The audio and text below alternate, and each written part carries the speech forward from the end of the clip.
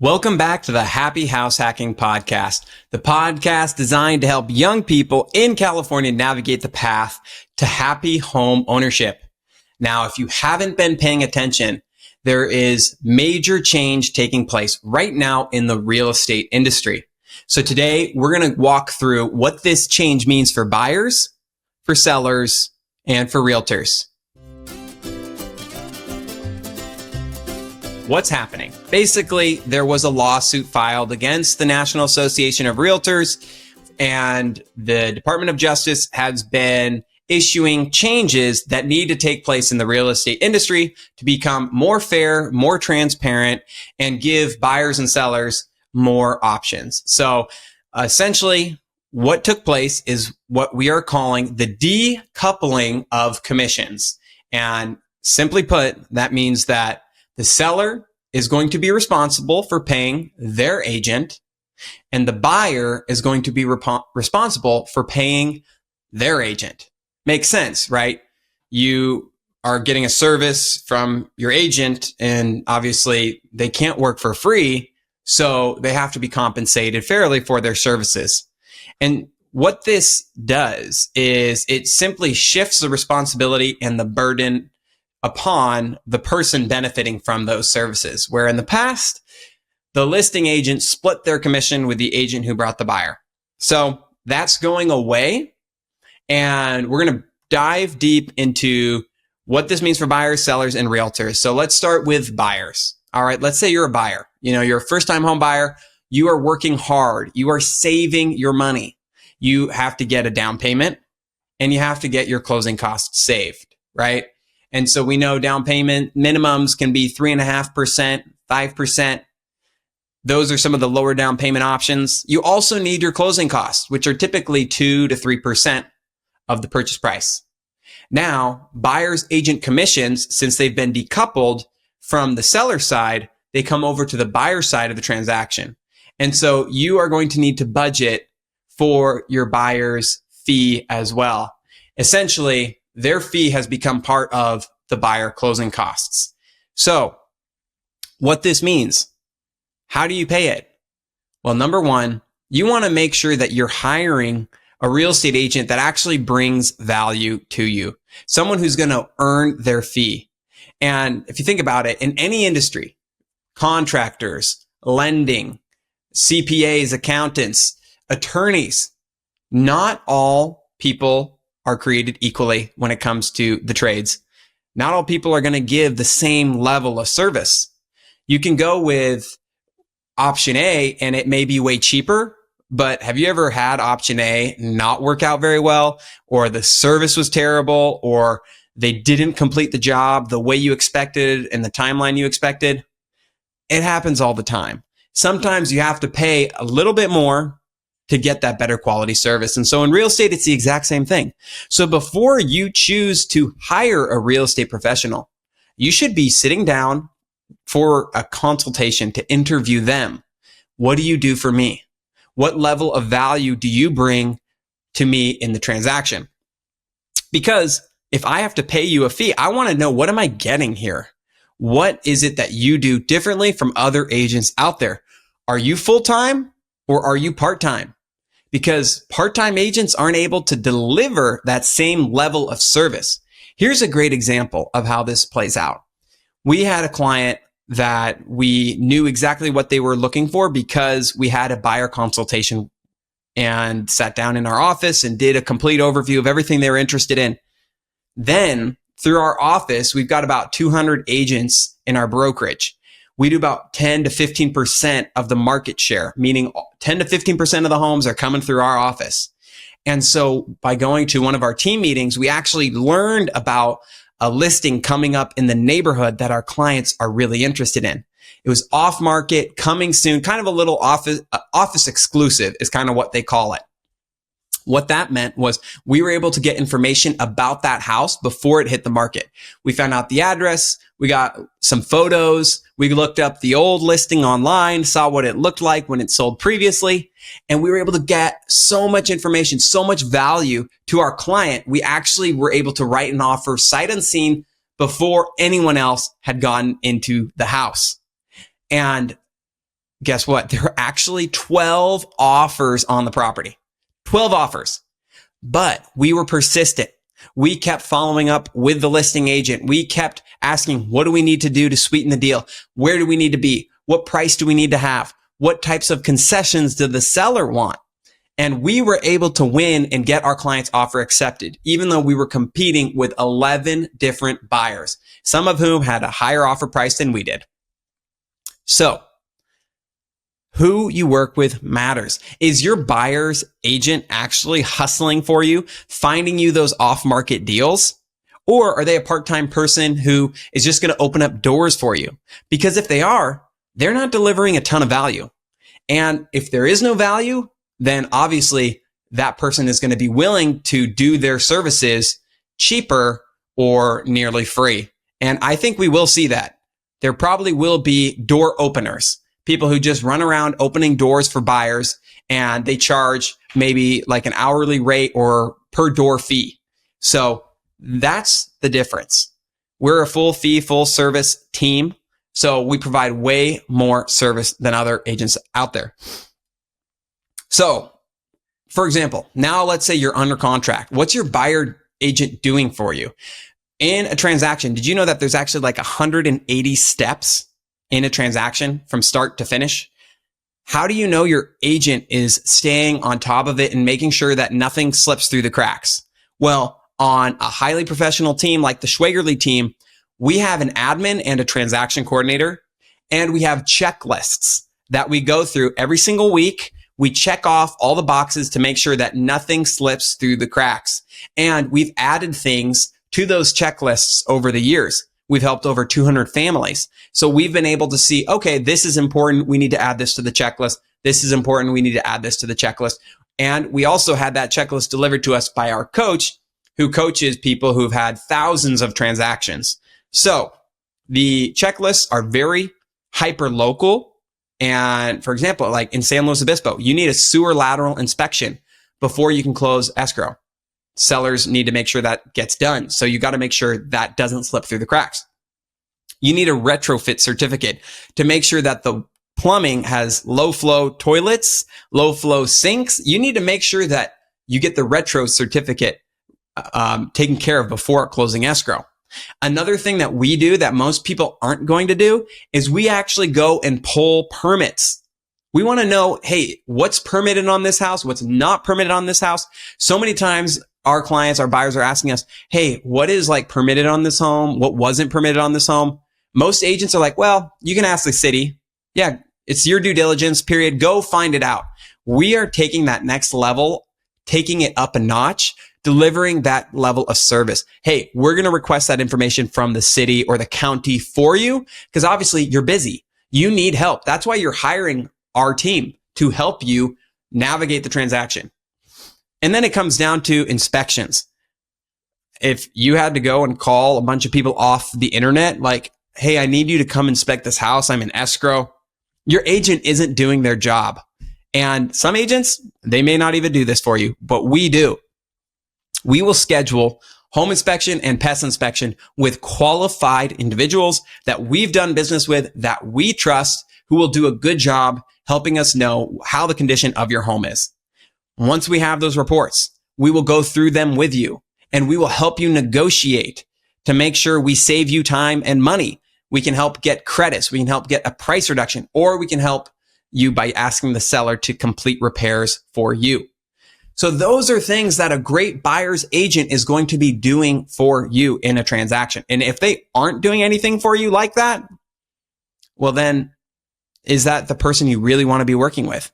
So make sure as a buyer, you interview the right agent, you learn what level of services they provide for you, and you are comfortable paying them their fee because it's all negotiable now.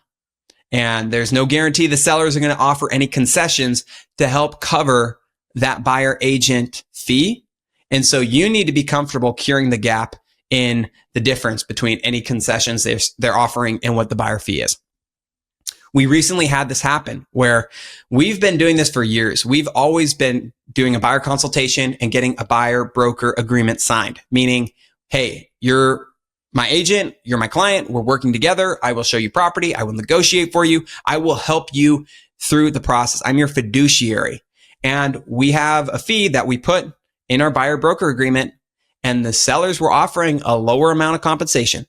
And so we had that conversation in the consultation and in the offer writing process. So the buyer knew, hey, there is a difference between what they're paying and what our fee is. And the buyer was totally willing to make and pay the difference because they saw the value we brought through the education we provide in this podcast and through our consultation. They were so grateful for everything we had done that they said, yeah, I'm willing to pay that. So that's the way things are going to work with the buyers. Buyers are going to be responsible for their agent's fee. The agent themselves, they could ask the seller to give you credits, like closing cost credits, to help cover their fee. It's not a guarantee, yet that is another strategy buyers can use so that they come up with less out of pocket. And that's the way it's always been with your closing costs. Buyers are always responsible for their closing costs. However, sellers could offer some form of concessions to them to help them with their closing. So that's on the buy side. Now, sellers, what does this mean for sellers? Well, sellers, great news. Starting August 17th, you do not need to offer a buyer's agent commission. So all you have to do is interview your agent, make sure you understand what their fee is and what their value is. What are they doing for you in the listing? And are they taking it to that next level? Are they helping you get the property staged? Are they helping you get it cleaned? Are they helping you get it photographed and marketed? Are they creating a unique marketing campaign? Are they going to be paying for advertisements online? Are they going to be posting it on Facebook and on Craigslist? Like our team, we post it and refresh it every single day on Craigslist. So that way it's top of the listings on Craigslist. All that means is more buyer leads, more exposure for you and for your property so it will sell quicker. So sure, there will be discount agents out there. There always have been. There always will be. If you've ever been online and you're flipping through photos, have you ever seen like terrible photos? Like, oh my gosh, this must be like their old cell phone. And they like took all these pictures. It's crooked. The lighting's terrible. Their thumb is in it. The toilet seat is up. Oh, look, there's the realtor in the mirror. Oh yeah, we've seen it all. We know that those listings typically sit longer and they sell for less money. So you might think you're saving some money on not paying a good agent to sell your property. However, it's always going to cost you in the long run because it's going to sit longer and it's not going to sell. So you want to make sure you're hiring a great quality broker to get the job done for you. So sellers, you're no longer required to offer a buyer agent commission. And in the MLS, there won't even be a field for it to enter saying, hey, this is how much I'm willing to pay a buyer agent. Instead, what a seller could do is they could offer a buyer concessions. What that means is just closing costs. You can offer them a closing cost concession, and that amount of money could be used to help pay their fee, or it could be used to pay their standard closing costs, their property taxes, it could buy the rate down. There's so many different ways you can use that seller concession.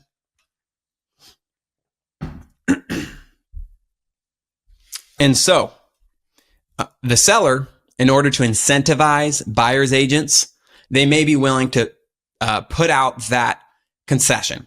However, it's all negotiable. So really, the amount of concession you as a seller are willing to offer may change depending on what kind of offers you get. And this is so funny because this is what we see with for sale by owners all the time, which if you're working with a great agent, they're going to be prospecting for new listings, right? They're going to be calling for sale by owners, off-market properties, motivated sellers. And by doing that, they're going to be filling their pipeline to get those off-market exclusive listings through their office or coming soon listings. And then they will be presenting those to you. So that's why you want an active buyer/seller agent or team who has opportunities for deals for you. So one of the things that happens when you talk to a for sale by owner is, I'm asking them, hey, I'm curious, if we brought you an offer, what would you pay or how much would you be willing to compensate an agent who brought you an offer? Oftentimes they'll say, well, it depends on what the offer is. And it's so funny, but now this is going to become the new standard. So a seller doesn't have to pre-negotiate what they're willing to offer the buyer. There's no need to say, yeah, I'm going to commit to this amount up front. I'm going to give them this much in closing costs. It's all negotiable. So you could have an offer come in, and at that point, you can decide how much you'd be willing to give. And it's up to the buyer's agent to negotiate and earn that fee if the buyer themselves doesn't have the funds to pay the buyer agent fee. So we're still going to see sellers paying buyer's agent fees through the concessions and through the closing costs that they're offering. It's just all going to be negotiable per deal, per agent, per client. So everything is going to be much more up to each transaction, kind of how it gets diced up. And what that ultimately means is, let's say your seller is not paying anything. It may just sit on the market longer. It may just take that much longer for their property to sell, or it may end up failing to sell because nobody showed it, or the buyer's agents weren't committed to dealing with the amount of work it would be for selling that property. Like if it was a probate or a short sale, and there's like a lot of time and negotiation involved with a third party, like a bank or a court or the trusts, you may not feel it's worth your while as a buyer's agent. And then that agent may not show that property, and then it sits and doesn't sell. Okay, for realtors, what does this mean for realtors? Okay, this is going to change and impact the way everything gets done, but the people who are really going to bear the brunt of this burden and the change is the buyer's agent. Now, I've been an agent working with buyers ever since I started in this business. My first year in the business did 18 transactions, and 12 of them were buyers. So a lot of experience, very buyer heavy from the start. Now we're more of a 50-50 business with sellers and buyers. And so buyers are going to be more picky when it comes to which realtor they choose. And an agent that works with buyers needs to know their value proposition. What is it that you are delivering to your client? Like I shared before, what's your list of things that you offer? What's the list of services you provide? If you don't have one, you need to get one. If you've never signed a buyer representation agreement before August 17th, 2024, what have you been doing? This has been the best practice in our industry for decades. This has been what NAR, CAR, all the realtor associations have said. Hey, when working with a buyer, you want to have a signed agreement. Just like in the same way when working with a seller, you have a signed listing agreement. It's going to be the exact same thing. Now, you don't want to just be a door opener, right? You want to do more for your client than just open up the door, walk around. You need to come ready on your A game. You need to know what's going on with that house, with the seller, with the neighborhood. Do your homework before you go on a showing, because starting August 17th, it's required that the buyer signs an agreement before you show them property. And there's a couple different agreements that the buyer can choose to sign. First, there's the buyer agent exclusive. And that's the one we typically have used throughout the past. It's, hey, I'm operating on an exclusive basis. You're my agent. I'm your client. We're working together, and we know and trust that we're going to help see this through to the finish line. Option 2 is what's called the non-exclusive. Hey, I don't know if this is going to work out. I'm not fully committed to you yet. I will work with you if you show me the property or bring me the property. And, but I want my options open. You can sign what's called a non-exclusive. And so the non-exclusive gives you the ability to work with an agent, but then maybe work with a different agent if they show you a different property. So it's kind of like dating versus, being exclusive or not exclusive. What level of service do you think in a relationship you'll get if you're non-exclusive? That doesn't seem like it's going to be the best recipe for success. And so that's what we see typically is if you're not exclusive, you're not going to get the off-market exclusive listings, the coming soon deals. That agent is more likely going to share that with their exclusive clients, the people on their short list. So realtors, make sure that you explain these options. These two are very important. You explain so that the buyers know which one they want to go for. And there's a third option, and it's simply a property showing form that it's a bit shorter. It's like 2 pages long. It's valid for only 30 days. And it states that, hey, I will show you these 3 properties. And if you choose to buy any of the 3 properties I show you, I'm your agent. And here's what my fee is. And that's what you can expect. So before you go and see property, you're going to need to sign one of these 3 forms in California.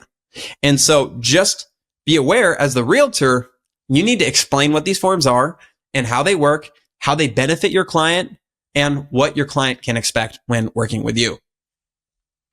And think about it. We're in a service industry. This country is a service-based country. The majority of jobs are in the service sector. People want to be served. They don't want just a low quality experience. They want top tier service. They want 5 stars, right? You want to have a great experience. You want to work with someone who's going to go above and beyond for you. So think about it. It's the golden rule. What kind of service would you want if you were a buyer in the market right now? As a realtor, are you delivering that level of service, or do you need to step up your game? Do you need to create a checklist of standard operating procedures that you do on every single transaction, so that way you know you deliver the same exact results? As a realtor, do you need to invest in your business by acquiring customer relationship management software, or acquiring technology that helps you be a better agent or analyze deals more quickly, or prospect for off-market listings and deals? Because great agents, they invest in their business. They treat it seriously, like it's their career. They don't treat it like it's a hobby. And there are a lot of people out there who've treated this industry like a hobby, and it's given agents a bad reputation. So those are the 3 groups of people that will be impacted: buyers, sellers, realtors. Everything's changing in the real estate industry, and it's becoming more transparent, more negotiable. And so when it comes down to it, at the end of the day, we want to make sure that you are informed, that you are educated, and that you succeed in achieving your real estate dreams. So before you hop in and buy a property, let's sit down, let's talk, let's get on the phone, let's have a conversation about what your goals really are. And then we can share with you what we could do and see if there is a match on what your goals are and what we could serve you with. And if there is, let's make your goal a reality. And if not, here on the Central Coast, we've got agent contacts all across the country we'd be happy to connect you with, so make sure you can make that next move piece of cake. So thanks so much for tuning in, everyone. We'll see you next time.